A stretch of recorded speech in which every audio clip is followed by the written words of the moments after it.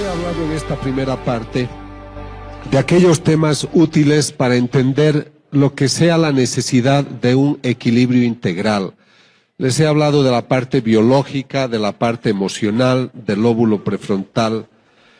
Y yo noto que en nuestra sociedad el espíritu ha sido bastante relegado. Si ustedes piensan en lo que sea la definición de espíritu, debemos redimensionar el valor de esta palabra. Y permítanme contarles algo que es sumamente importante para mí. En el año 1990 yo era ateo y estaba escribiendo un libro que se intitulaba De la neurona a la persona. Estaba tratando de explicar cómo el cerebro ha evolucionado de tal manera que un día este mamífero se vuelve persona. Pero el año 92 empiezo a hacer estas investigaciones sobre fenómenos místicos y resulta que voy al Ecuador. Pero el año 94 me ocurre esta experiencia con una persona. El año 92 yo empecé a cambiar de vida debido a las investigaciones que les voy a mostrar. Pero el año 94 el obispo del Ecuador había pensado que la señora Patricia Talbot no era una vidente auténtica, sino falsa. Entonces yo viajé al Ecuador para estudiar el caso de ella y demostrar si es que era realmente falsa o era auténtica. Los estudios demostraron que ella sí era una vidente auténtica y gracias a esos estudios el obispo le dio autorización hoy para que trabajara, hoy están haciendo una iglesia, etcétera. Los estudios sirven para eso. Pero lo que les debo contar es que mientras entrevistaba a gente, entra una mujer que tenía también experiencias místicas. Era la primera vez que yo la veía.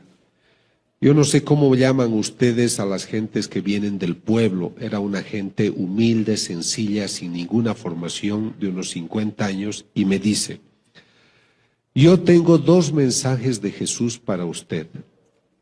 El primero dice que usted a través de la ciencia debe ayudar a demostrar qué videntes son auténticos y cuáles son falsos.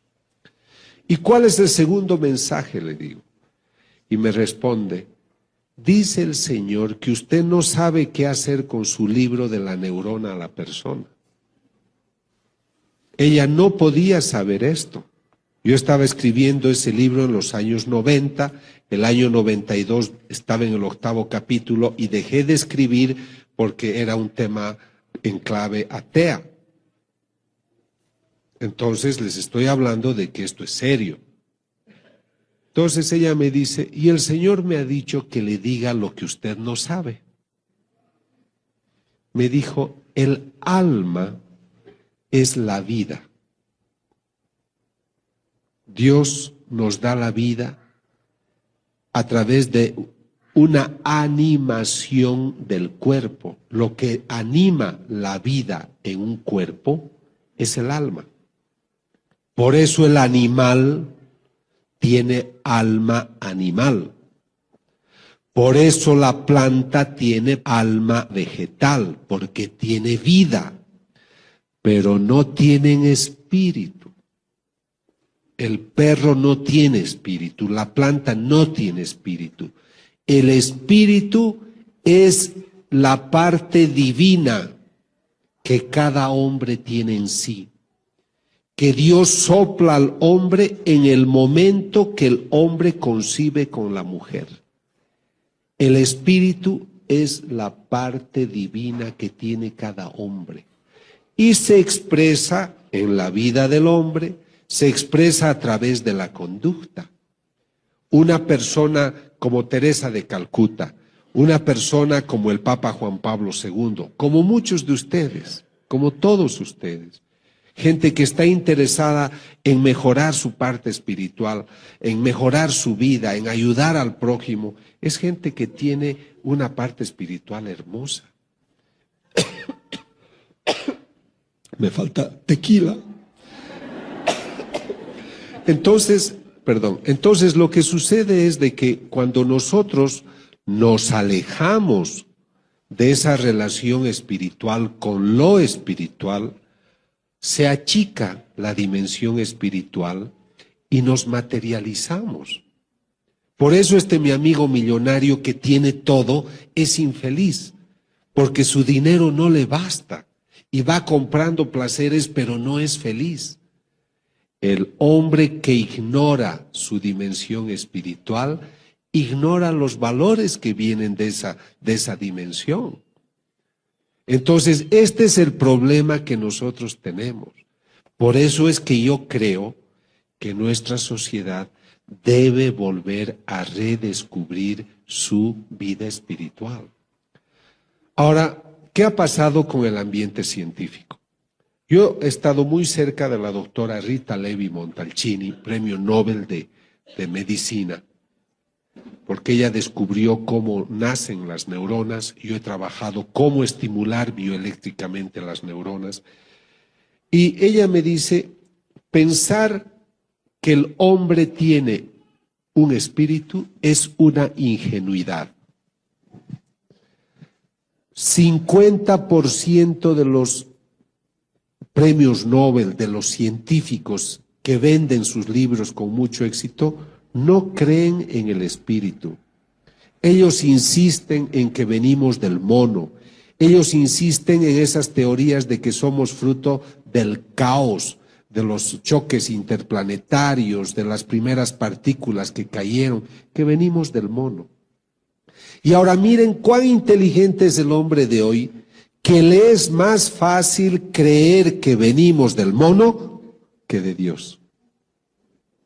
Es que es grave. Y hay teorías que dicen que venimos de las abejas. Yo no sé cómo harán esa concepción de un mamífero semejante que salgan las abejas. Entonces, tenemos problemas serios de puntos de vista.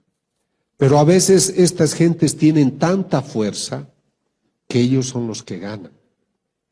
Y nos desconciertan. Y muchos de sus hijos les dicen, mamá, yo no creo porque no puede haber espíritu, porque en los laboratorios no se puede ver y ni tocar ni medir. La gente se ha hecho empirista, quiere ver, tocar y medir para creer. Entonces tú te quedas desesperado, desesperada, porque dices, hijo, ¿cómo te he de demostrar que Dios existe si no lo puedo poner en un laboratorio? Pero Dios es muy Señor, el Señor es muy Señor. Y está preocupado de darte razones, motivos para que creas.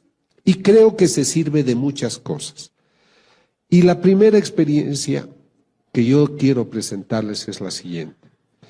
Yo les he dicho que empiezo el año 92 estudiando una imagen de un Cristo, que no es la que ven, es otra. Pero ese fue el inicio de otras investigaciones. El año 95 me llaman a una ciudad de Bolivia que se llama Cochabamba, porque esta imagen del Cristo exudaba lágrimas cristalinas y lágrimas de sangre. Cuando yo hago estas investigaciones, me voy delante de la imagen y me quedo horas y horas y horas. Aíslo la habitación, voy con un notario, voy con testigos, filmamos, grabamos y ponemos una máquina a control remoto, de tal manera que durante la noche pueda yo registrar si hay efusiones de lágrimas. Entonces, cuando yo fui a estudiar esta imagen, me di cuenta que en la frente tenía unas costras, o sea, había un proceso que se presenta también en las personas cuando tenemos algunas heridas. Entonces yo le tomé una muestra de costra, eran unas 200 costras en la frente, tomé una al azar y la mandé a analizar a un laboratorio patológico de Australia, en New Wales. Y me dicen, doctor, 2/3 de esa costra son sangre humana, pero 1/3 no. Es algo duro y tiene que llevarlo a usted a otro laboratorista. Llevamos a un laboratorista, a un forense botánico, y nos dice, es la punta de una espina. Y reconocemos sus características por las celdas, por la distribución molecular que tiene. Es una espina propia de un país árido como Israel, como el Asia Menor. Y en Bolivia eso no existe. ¿Cómo es posible que en una estatua de yeso salga sangre, se formen coágulos, se formen costras y dentro de una de ellas haya una espina?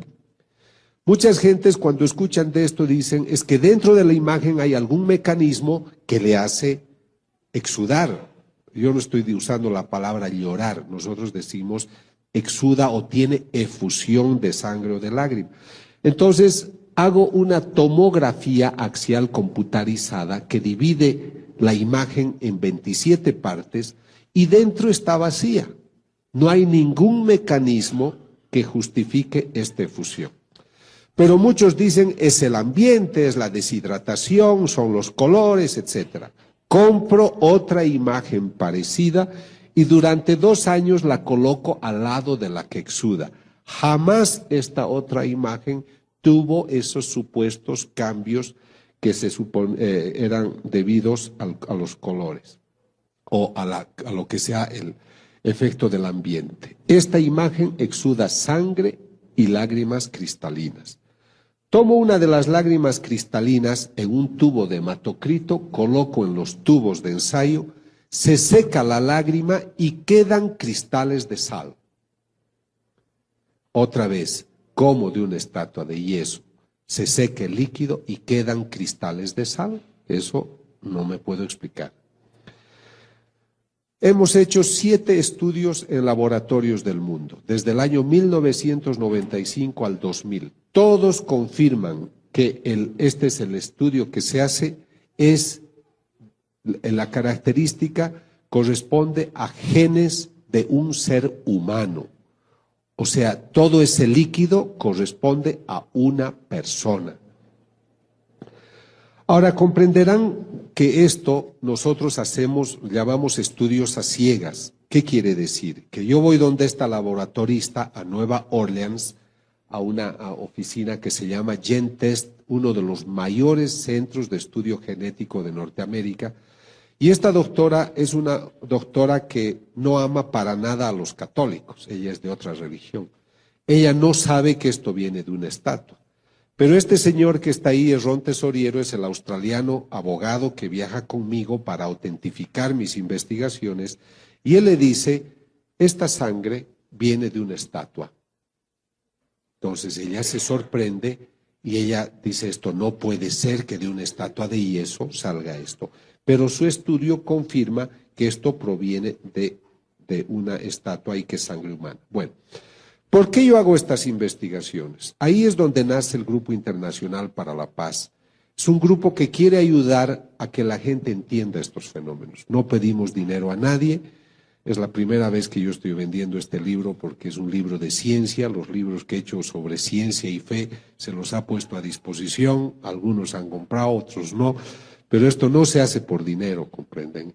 Es porque cuando uno investiga, uno ama la verdad y hay que hablar de la verdad. He estudiado más de 50 casos y habían 7 falsos. Habían personas que mentían, no veían a Jesús, no veían a María, ellos ponían la sangre a las estatuas. Pero los otros son auténticos. Está también ocurriendo. Entonces acá el obispo dice, arzobispo de Cochabamba autoriza su veneración. Entonces lo que a mí me interesa es que cuando la iglesia quiere dar una opinión, tenga un informe científico, no les cobramos nada, cuesta mucho dinero hacer esta investigación, yo me financio mis cosas, mis amigos cada uno paga lo suyo, porque creemos que tampoco el sacerdote debe ser tan superficial en decir yo no creo en estas cosas, como a veces he encontrado gente muy superficial. Para hablar de estas cosas hay que estar bien informados, y yo estoy muy bien informado porque son 12 años que viajo haciendo estas investigaciones. Entonces lo que tratamos es ayudar al discernimiento. Ahora, quiero aclarar de que la voz científica no se adelanta a la voz de la iglesia. Nosotros, científicos, ahora católico, me someto a la autoridad de la iglesia. Y yo aconsejo que cuando hay estos temas, ustedes esperen siempre la opinión de la iglesia. Porque en nuestros países latinos hay mucha especulación. Doy una charla en Colombia, hay 80 videntes. Doy otra charla en España, hay 90 videntes. O sea, hay que tener cuidado porque también somos muy susceptibles y creemos muchas cosas. Justamente un taxista que me llevaba esta mañana me decía, pero hay también imágenes en los árboles, en los tallos de los árboles, etcétera, en los troncos, y mucha gente cree, comprende, y otros saben manejar muy bien eso. Entonces hay que esperar la opinión científica, pero sobre todo la opinión de la Iglesia.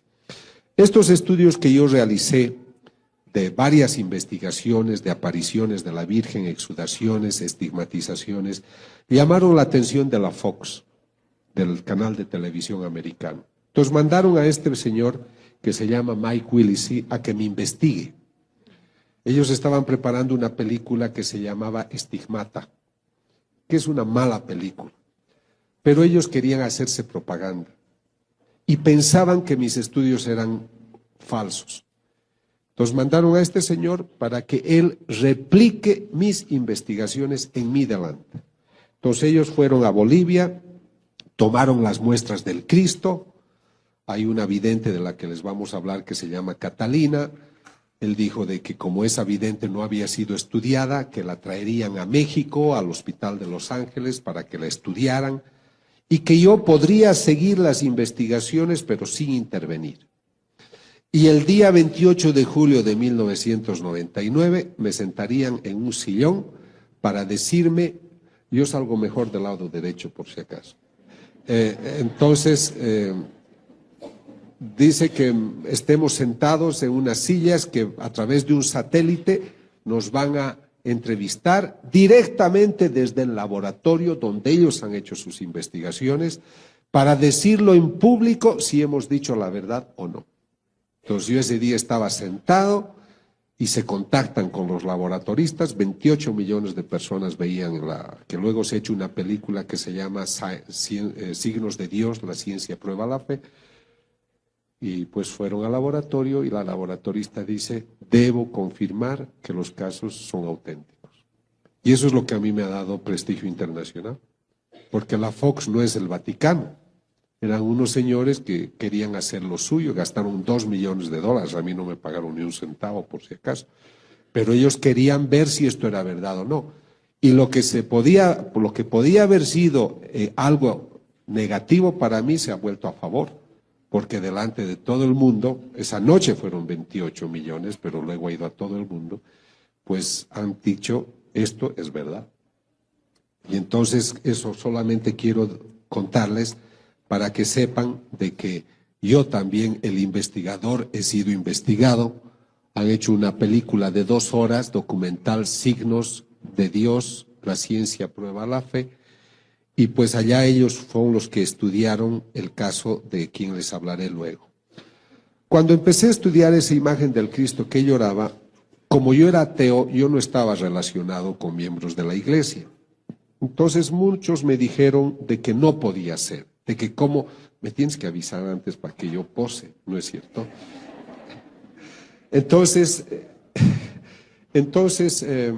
descubrí, bueno, me decían, no puede ser, estos casos no hay. Pero luego, estudiando, encontré que en el año 1953 lloró esta Virgen en Italia, en Siracusa. Y el año 1954 el Papa Pío XII la aprueba, dice este es un caso extraordinario y hacen una basílica. Entonces yo tenía un argumento para demostrar a los religiosos de que realmente habían casos de este tipo y que una prueba era esta exudación que exudó 4 veces. Ese Cristo de Cochabamba ha exudado casi ya 200 veces. Y luego empiezo a conocer más casos en Italia en Italia también esta es la rosa mística que exuda, y muchas imágenes. Y tengo que viajar a Akita, Japón. En Japón empieza a llorar la Virgen. Es una imagen de madera que exuda 101 veces, lágrimas cristalinas y sangre. A quien le ocurre eso es a una monjita, que es una vidente que ve a la Virgen, se llama Agnese Sasagawa. Es una religiosa sorda. Ella empieza a verla a la Virgen y se sana de la sordera. Muchos dudan, pero el obispo es un hombre serio, quiere saber todo, hace las investigaciones y el año 1985-90 hace documentos apoyando esta aparición, y el mismo cardenal Ratzinger el año 90 convalida las apariciones de Akita, Japón. Entonces, no es que la Iglesia no se interesa, lo que pasa es que quienes no hablan bien de estos eventos no están bien informados.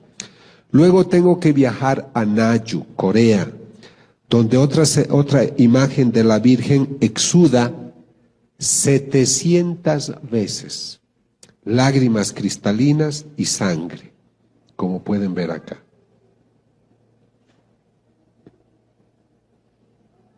¿Ves? Este es del lado derecho. Y estas son las muestras, de sangre que hemos tomado para analizar y comparar con otras investigaciones que me tocan realizar. Ahora, no en todas partes hay exudaciones de lágrimas, de sangre o cristalinas. En algunos lugares hay efusiones de aceite.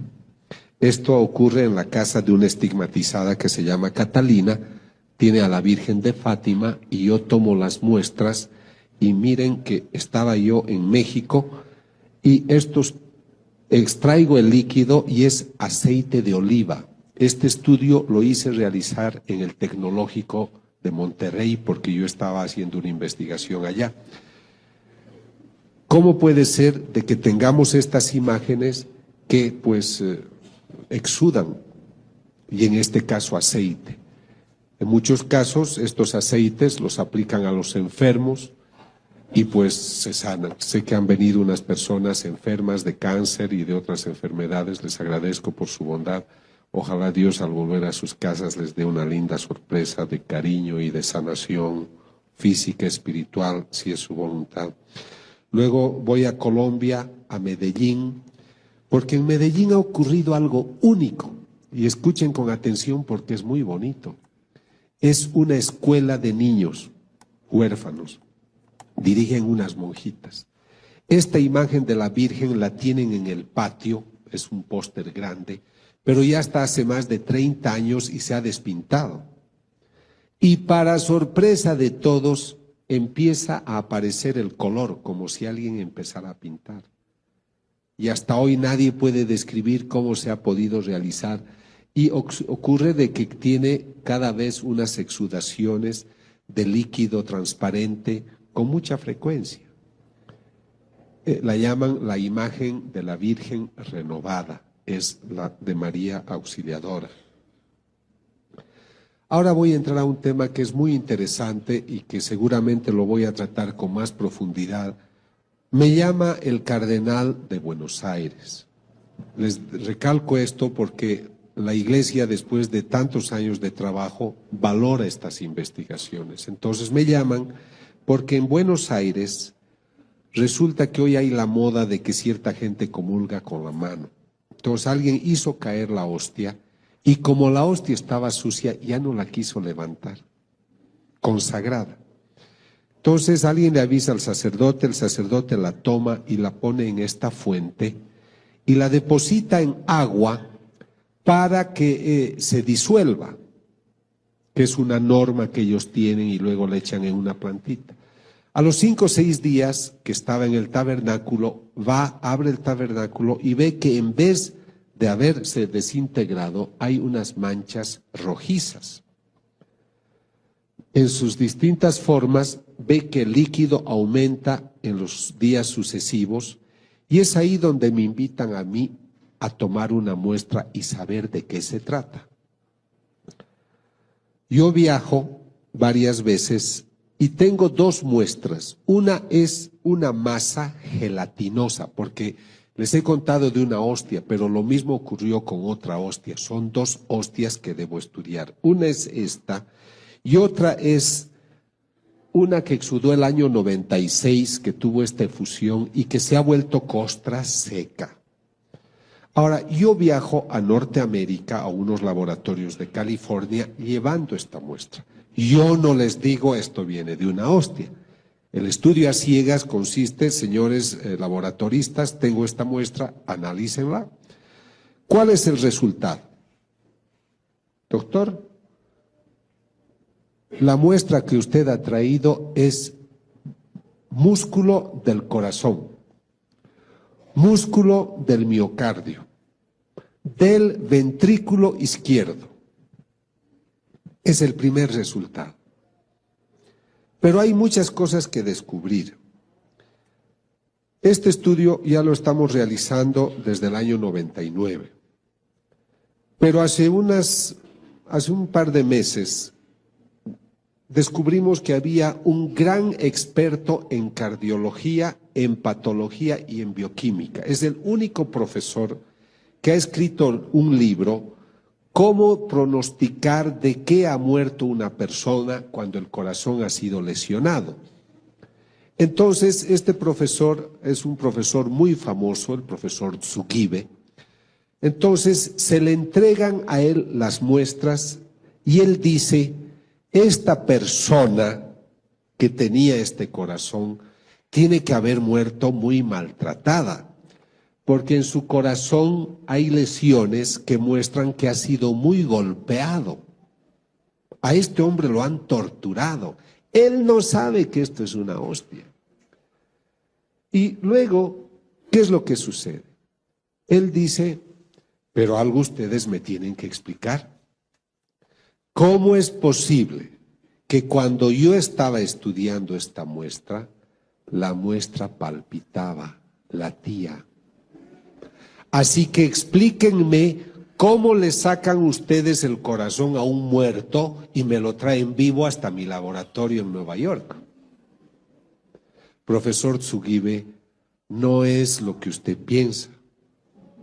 Esta es una hostia consagrada que ha empezado a sangrar.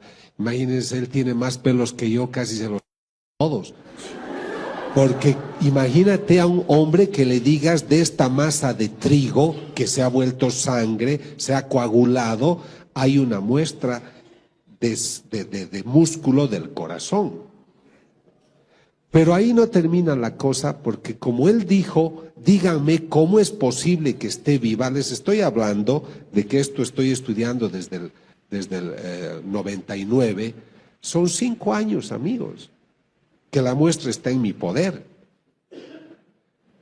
Entonces yo viajo al laboratorio de Buenos Aires hace pocas semanas y busco los documentos de los primeros estudios que se hicieron en Buenos Aires. Y escribe la laboratorista que ha hecho el primer análisis.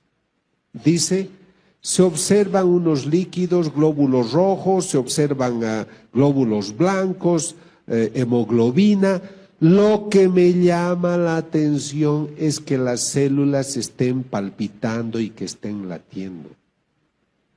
Pero ya habían pasado varios días.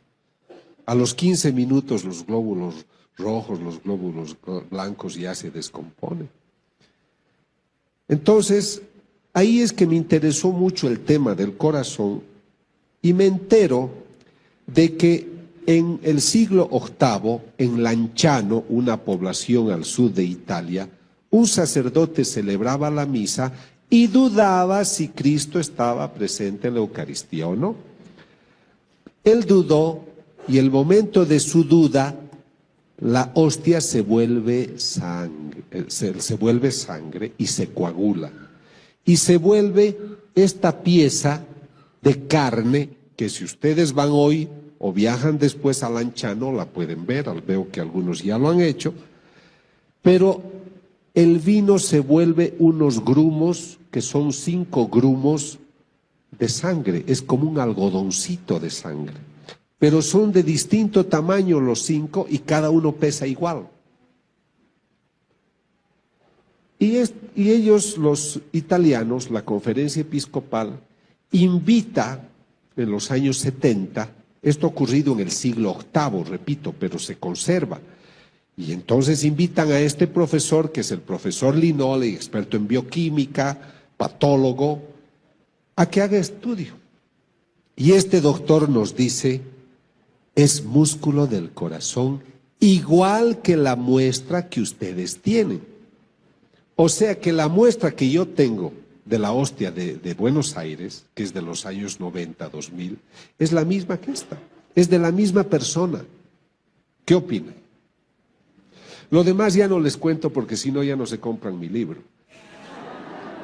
Entonces resulta, mentira, no he traído el libro que habla de eso. Entonces miren, acá estamos hablando creo, de una prueba de algo extraordinario. ¿Puedo yo comprobar que Cristo está presente en la Eucaristía? El Señor dice una mística, yo hago milagros para los ciegos y los sordos. Pero no quisiera hacer milagros, quisiera que creyeran por fe. Yo no soy nadie para poder decirles, esta es la prueba. Pero yo quiero ponerles sobre la mesa los resultados de las investigaciones para que ustedes lo mediten y ustedes lleguen a sus propias conclusiones. Yo no puedo explicarme respecto de las imágenes que una imagen de yeso exude. ¿Por qué esta pared de yeso no exuda? ¿Por qué solo las imágenes sagradas? Entonces, yo creo que ustedes tienen que meditar qué nos está queriendo decir el Señor a través de los siglos. Pero luego me entero que en el siglo XIII, también otra persona, otro sacerdote, no creía que Cristo estaba presente, esto en Orvieto, en Italia también, y cuando está dudando de que si Cristo está presente en la Eucaristía o no, el corporal que tiene se llena de sangre. Pero aquí ocurre algo impresionante, porque la sangre chorrea el altar y cae al suelo, y el piso es de mármol, y si ustedes van a ver hoy, ha penetrado la sangre al mármol y está ahí. Entonces sale, rebalsa y penetra. Es debido a esta experiencia del siglo XIII que el Papa Urbano, que se encontraba cerca de Orvieto, viaja al lugar a ver este milagro, y Urbano IV pide a Santo Tomás de Aquino hacer la misa, el ritual, la ceremonia, para establecer la fiesta de Corpus Christi. O sea que sepan ustedes de que la fiesta de Corpus Christi nace de un milagro eucarístico. ¿Están cansados o no? Si no les cuento más cosas. Bueno, entonces les voy a contar una cosa muy bonita. Es que yo me regulo, no quiero cansarlos, pero les voy a contar algo muy bonito. Yo les conté que la vidente Patricia Talbot, el obispo decidió que ella era falsa. Pero ¿quiénes decidieron eso? Un profesor de teología, un profesor de español. Entonces yo viajé, le dije, obispo, el año 94. Yo le dije con todo respeto, no veo que ustedes, siendo teólogos y siendo profesores de español, decidan si el cerebro de una persona está sano o no. Ustedes no tienen la competencia para eso, pero yo sí. Yo soy experto en esos temas y además traigo mi equipo de expertos. Permítame que estudie el caso de la señora Patricia Talbot. Por suerte fue un buen obispo y me dijo, doctor, le autorizo, reconociendo que él había actuado de otra manera. El día de la investigación, yo no podía estudiar la aparición del Señor, porque ella ya no tenía apariciones, ni del Señor ni de la Virgen. Cuando yo estudio el cerebro de una vidente o de un vidente, su cerebro produce ondas delta, que son unas ondas de 3-4 latidos por segundo, que ningún ser humano produce si está despierto. Solo produces eso si estás en sueño profundo, en anestesia, estás con drogas, pero basta que despiertes y no produces ondas delta. Todos los videntes auténticos que yo he estudiado producen esa onda. Entonces, y los físicos nucleares descubren que el momento que se aparece el Señor, hay emisión de radiaciones y aumenta la concentración de energía en una habitación, como si entraran 5 a 10,000 personas a la sala. Entonces, como esta persona ya no tenía apariciones, yo no sabía cómo demostrar la parte, digamos, de que ocurría algo extraordinario con ella. Entonces yo le dije a su sacerdote, le dije, Padre Martínez, le pido un favor, prepárela a Patricia para darle la comunión. Porque si Cristo está presente en la Eucaristía, Yo tengo que obtener en mis equipos los mismos resultados que cuando Cristo se aparece. Esa era mi atrevida hipótesis. Llega el momento de la investigación. El cerebro de esta mujer es normal, no es una loca, no es una chiflada. Hice entrevistas psicológicas, hicimos el estudio neurológico, no era epiléptica, no tenía tumores, etc. Y le digo ahora, dele la comunión. Le da la comunión y la máquina que mide la emisión de radiaciones muestra que al lado izquierdo de ella ha aumentado la concentración de energía. Y el rato que ella comulga, el momento que toca la lengua, el cerebro empieza a producir ondas delta, igual que cuando hay una aparición del Señor. Y ella se inclina a la izquierda mientras ha comulgado. Termina la comunión y le digo, Patricia, ¿por qué se ha inclinado a la izquierda? Porque el Señor se apareció, doctor, el Señor estaba acá todo el tiempo. Si ustedes van a un tabernáculo, no van a medir radiaciones. Pero el Señor permitió esa experiencia justamente por esta razón, para darnos pruebas de que algo extraordinario ocurre.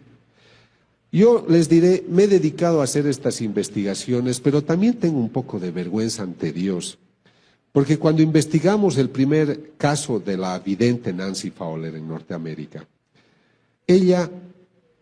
el Señor le dice, "Why do you test me?", ¿por qué me pruebas? El Señor se apena de que sigamos probando para tener pruebas. Pero también le dice, hija, es que viven en un mundo muy racionalista, ya no son sencillos como palomas, son gente complicada. Les he dado imagínense, la Virgen tiene, yo era ateo cuando empecé esto, y me dicen, se aparece la Virgen, doctor, en Yugoslavia. Y yo digo, ¿cómo se va a aparecer la Virgen? Tendría que tener 2000 años de edad. ¿Cómo puede vivir alguien 2000 años? Porque yo venía del ateísmo, no entendía. Entonces viajo a hacer mi primera investigación a Estados Unidos. ¿Y qué es lo que encuentro? Ya no me basta que una persona me diga, doctor, yo veo a la Virgen. Durante las apariciones, las nubes forman estas imágenes. Pero no ocurre durante el Mundial de Fútbol ni durante las Olimpiadas. ¿Por qué ocurre en esos lugares? Entonces, tengo una serie de datos que me interesan mostrarles. Tú dices que la ves a la Virgen, sí. Ella es Visca, no es que es Visca, sino se llama Vishka, ¿no? En croato me parece. No, ella dice que ve a la Virgen. Le toman una fotografía y ¿qué ven detrás? Hay un rostro. El momento que se tomó la fotografía no estaba. Entonces, cuando yo estudio un caso, no me basta que me diga yo veo. Yo tengo ayudas de distinto tipo. Luego les hablaré la parte científica. Esta Vishka dice, la Virgen me ha dicho que como mañana es Pentecostés, caerán 12 lenguas de fuego como hace 2000 años. Al otro día, 5000 personas se reúnen y pueden ver cómo las 12 lenguas de fuego caen. O sea, aquí es interesante para la investigación de que haya un pronóstico, mañana va a ocurrir. De hecho, cuando yo dudo de algún vidente, lo que hago es pedirle una prueba, le digo a usted, dígame qué va a suceder, escoja usted las cosas, que el Señor o la Virgen se lo diga y en base a eso yo me he de comportar, ¿no? Porque tiene que darme una prueba. Yo soy un investigador, no la va a dar a todo el mundo, pero si usted quiere que yo hable al mundo de esto, usted tiene que darme una prueba de que algo especial sucede con usted. Muchos ya no vuelven por eso. Ahora, acá es un crucifijo, durante las investigaciones, es un lugar que se va a rezar y delante aparece esta imagen en una fotografía. La gente puede decir de que es una sobreposición de imágenes, pero es una foto Polaroid, no hay replicación. Y ténganla en cuenta, por lo que van a ver luego, esto es Estados Unidos, lo otro ocurre en Corea. Esto sigue siendo Estados Unidos el 13 de octubre. Por eso cuando yo investigo, leo los mensajes, estudio la vida de la persona, entrevisto psicológicamente o psiquiátricamente lo que hacen, recurro a neurólogos, psiquiatras, físicos nucleares, pero durante la aparición puede suceder de que toda la gente pueda ver algo parecido a esto. Esto ocurre en el Ecuador ante 150.000 personas. El cielo estaba oscuro y el momento de la aparición se despeja y aparece ese perfil. Esto ocurre en Corea, es lo que les decía, este es el altar donde llora la Virgen, se toma una fotografía, pero miren qué ocurre delante, ¿no? Esto ocurre en Colombia, en Ecuador, en Yugoslavia. Durante las apariciones, las nubes forman estas imágenes. Y hay detalles que yo observo, como la mandíbula. La mandíbula de la Virgen parece que es muy finita. Los que la han visto me dicen eso. En Yugoslavia una persona escucha un sonido, un ruido, siente la necesidad de tomar una foto del árbol y aparece este perfil. Ahora ustedes me dirán, ¿cómo se investiga? ¿Cómo puedo yo decirle a la iglesia, a las autoridades, esta persona ve a la Virgen o no? Mucha gente después de una conferencia me dice que ve a la Virgen. Pueda que muchos vean de verdad, pero eso es para uno. Y en su humildad tienen que guardárselo para sí. Pero hay personas como esta estigmatizada Catalina, que el Señor le dice, según ella, dile al doctor que te ayude. Entonces yo la estudio. Acabo de estudiar un caso hace una semana en el Johns Hopkins Hospital de Baltimore. ¿Por qué he ido a ese famoso hospital? Justamente para convalidar mis investigaciones. He estudiado una vidente norteamericana de 47 años, que es un caso que el obispo ha declarado que es falsa. Entonces yo voy a esos casos para ver si ellos tienen razón o no, o ayudar o solicitar la revisión de su decisión. Yo entrevisto a las personas, debo ver que sean sanas de mente. Hay fanáticas, hay loquitas, hay enfermas, hay gente que exagera y no dicen la verdad. Hay gente que alucina, hay psicóticos, esquizofrénicos. Entonces hay que hacer un estudio para decir esta persona es sana de mente. Luego hay que leer todo lo que escriben y tiene que ser algo perfecto. Por ejemplo, esta Catalina ha escrito casi 17 libros y no hay contradicciones con las enseñanzas de la Iglesia.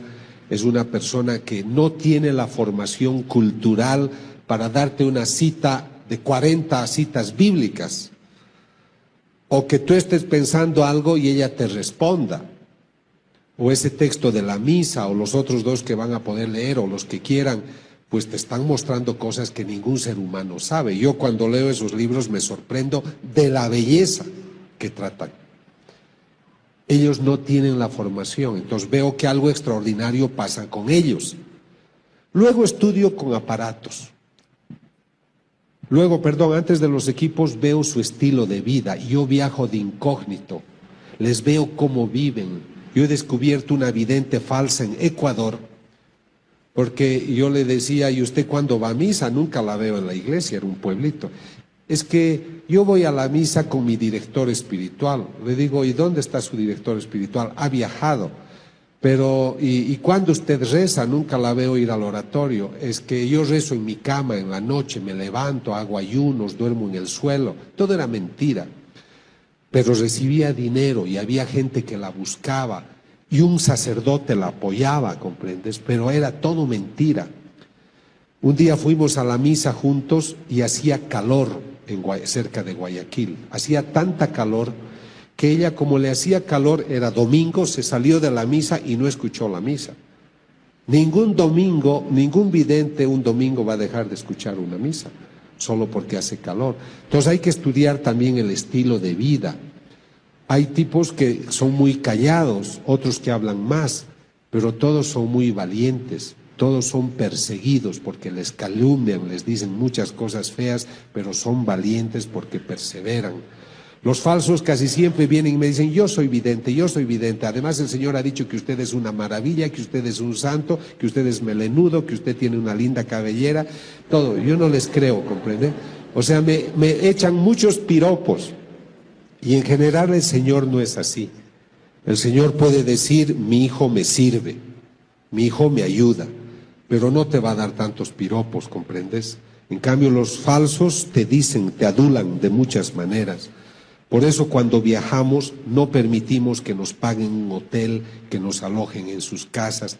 Por eso yo no puedo recibir dinero ni de ellos ni de la iglesia, tengo que financiarme yo, porque tengo que sentirme libre de lo que hago.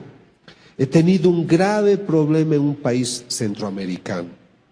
La prensa descubrió que el vidente que se decía estigmatizado, el momento en el cual, según él, sangraban sus manos, la televisión con un teleobjetivo descubrió que tenía una cruz y que al pincharla se perforaba el dedo, luego se untaba lo demás y decía, ahí están mis estigmas.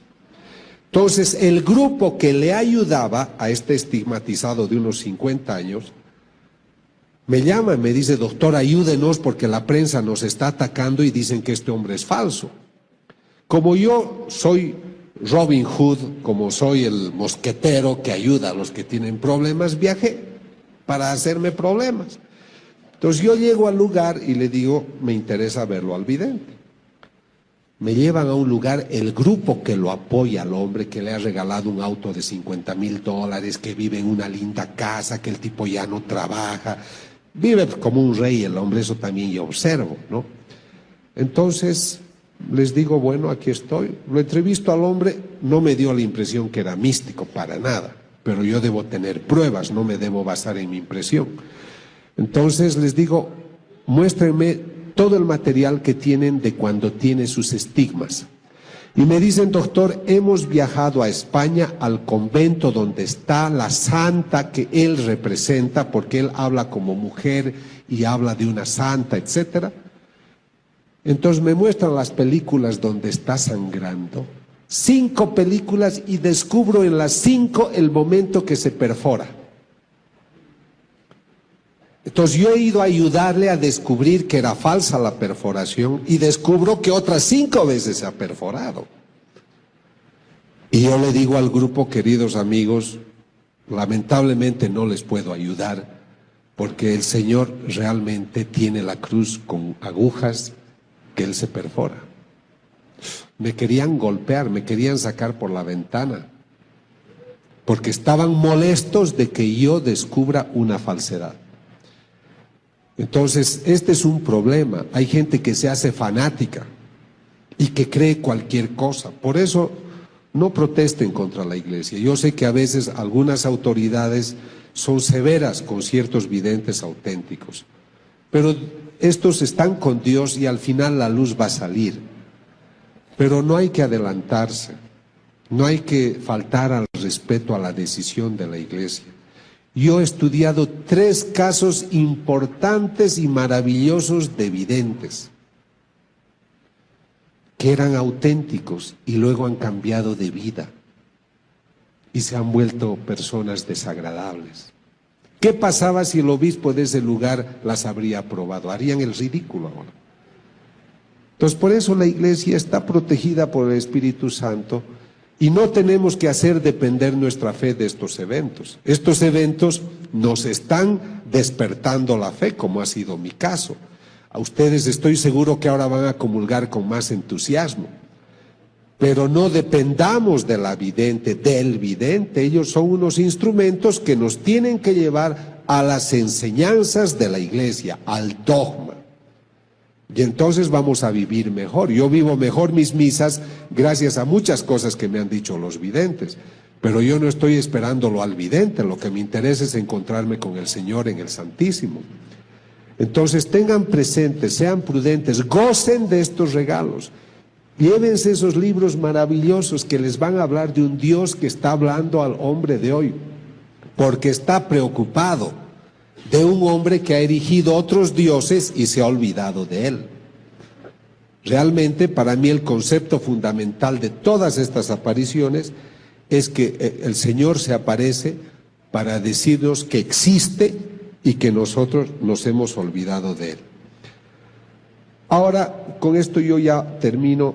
Lo que estoy tratando es de investigar todo lo que sea la sangre de la sábana santa, que ustedes saben, se ha dicho que es de la Edad Media, es otro estudio que ha especulado muchísimo y mal, pero yo quiero comparar muestras de esta sangre con las del Cristo, con las de las hostias, y ya estamos obteniendo varias muestras. Ni bien el Vaticano nos dé permiso para investigar la sábana santa, lo vamos a hacer. Ahora, ¿con qué debo concluir? Yo quisiera decirles de que estamos viviendo una época especial. Ustedes se preguntarán, ¿por qué yo viajo por el mundo hablando de estos temas? Yo he escrito mucho y he dictado muchas conferencias, porque siempre me ha interesado que el hombre sepa lo que era el estrés, la depresión, las neurosis, he hecho mucha investigación. Pero yo noto que el hombre de hoy no está bien, no está sano. ¿Cómo puede estar sano el hombre que mata a su mujer, como ocurre en España? Cada semana un hombre, marido o compañero, mata a su mujer. ¿Cómo puede ser sana una nación? En Alemania hay aviones que viajan hasta Filipinas, hasta Bangkok, a hacer sexo con niños, prostitución infantil. Hay 1.200.000 niños prostitutos menores de 12 años. Y eso con la aquiescencia de gobiernos. Es una tradición en Tailandia que ciertos padres de familia tengan 6, 8, 10 hijos para que sean prostitutos desde niños. Entonces, ¿cómo puede ser este hombre inteligente hacer tantas guerras? Desde 1944, 45, 46, que son las épocas de paz después de la Segunda Guerra Mundial, solo han habido en el mundo 6 días de paz, porque en cualquier lugar siempre había una guerra, y hoy hay 10 guerras en distintos lugares del mundo. Hablamos de las más grandes, de las más importantes. El siglo pasado han muerto 100 millones de personas en conflictos bélicos. En los últimos años, del 90 al 2000, han muerto 7 millones de niños por conflictos bélicos. Ahí es que yo pienso que el hombre viene del mono y no de Dios, ¿comprenden? Porque no puede ser que un hombre inteligente sea capaz de estas cosas. Entonces a mí me parece que todo lo que yo les he hablado, lo que trata es de hablarles bien del hombre, de nuestras maravillosas condiciones, pero quisiera invitarlos a redescubrir su dimensión espiritual. Realmente tenemos una dimensión espiritual. Estuve en Panamá hace pocos días y me invitaron a dictar una conferencia junto a una doctora colombiana, una odontóloga. Y esta señora cuenta, ella debe tener unos 40 y tantos años, con las mujeres no se sabe, ¿no? Pero yo calculo gentilmente. Esta señora le ha caído un rayo en Bogotá. La ha destruido, estaba llena de heridas. Le ha quemado todas las partes internas, los ovarios, le ha quemado todo. Y esta mujer, durante el momento que le cayó el rayo, muchas cosas, ha visto el purgatorio, ha visto lo que ocurre durante la comunión, durante la misa, durante la Eucaristía. Y esa mujer se ha sanado, su cuerpo está regenerado. Y pese a que no tenía ninguna capacidad para ser madre, se ha puesto encinta y ha tenido otro hijo. Y ella viaja ahora contando su experiencia. Pero ella me cuenta algo que me ha llamado la atención. Los médicos declaran que ella estaba en coma después que le cayó el rayo. Piensen, por favor, si te pasa la corriente en tu casa. ¿Cómo es que te caiga un rayo y te queme todo? Los zapatos están quemados, el cuerpo está quemado, se ve los huesos, porque está todo quemado, chamuscado y es olor a carne. Y esa mujer obviamente no puede estar despierta, está en coma.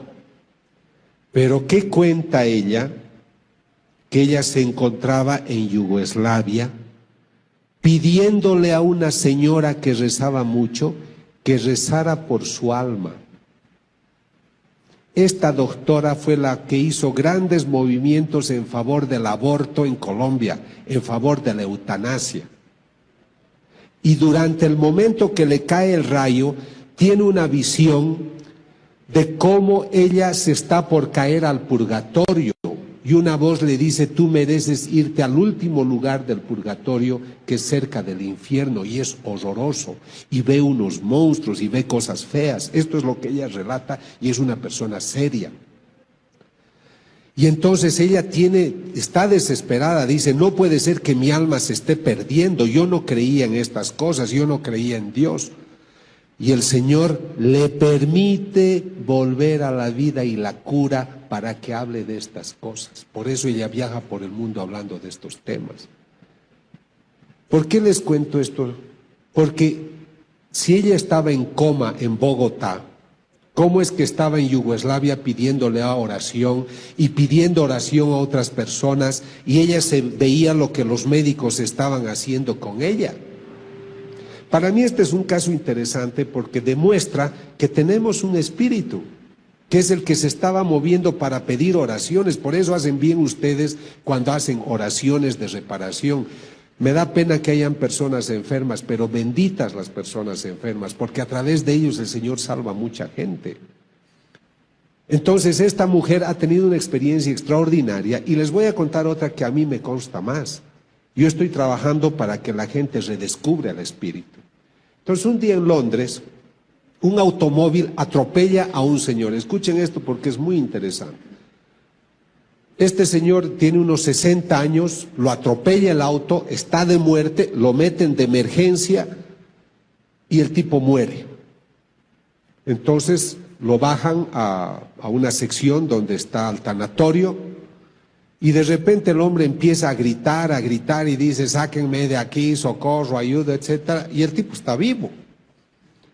Entonces, cuando todos se sorprenden, dicen, pero ¿cómo usted está vivo si estaba muerto? Le hemos hecho todos los controles. No sé, dicen, lo que pasa es de que yo quiero que traigan al cirujano que me ha salvado la vida, a ese pelirrojo. Al pelirrojo, sí, le dice, es el cirujano que te ha curado. Bueno, que venga.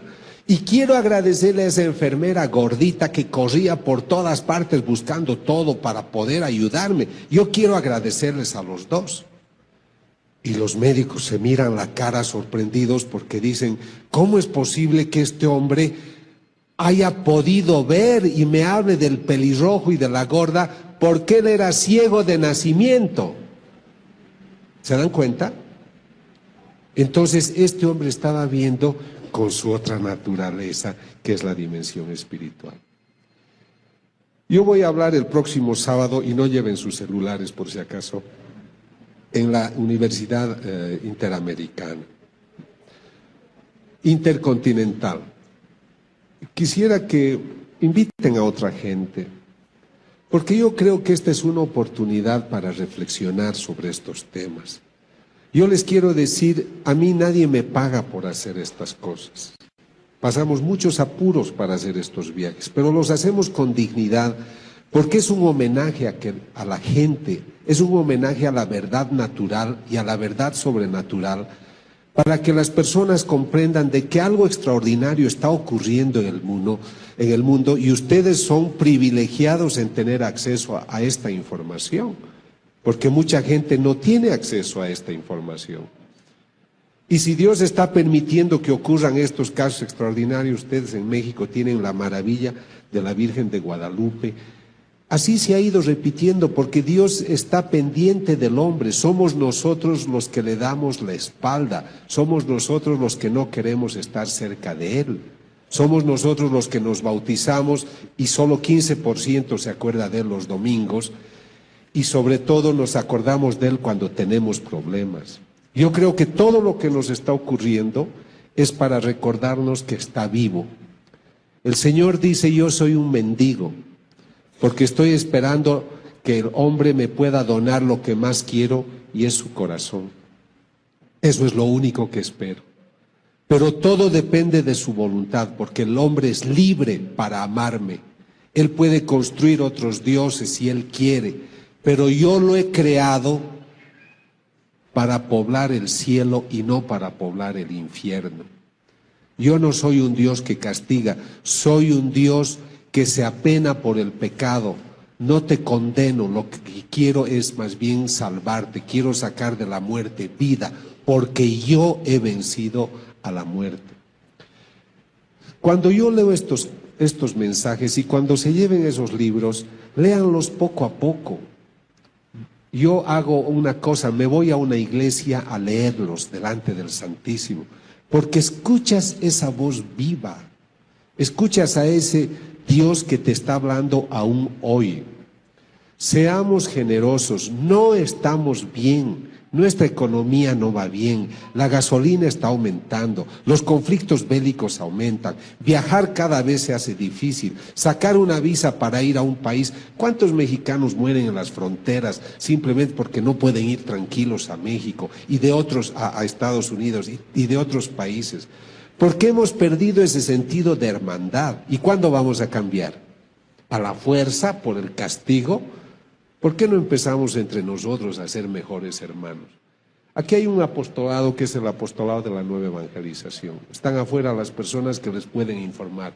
Únanse a ese movimiento o únanse al movimiento que deseen, pero pongan a Dios en el centro de sus vidas, porque yo creo que el Señor, pese a que ha muerto hace 2000 años, aún hoy lo seguimos crucificando.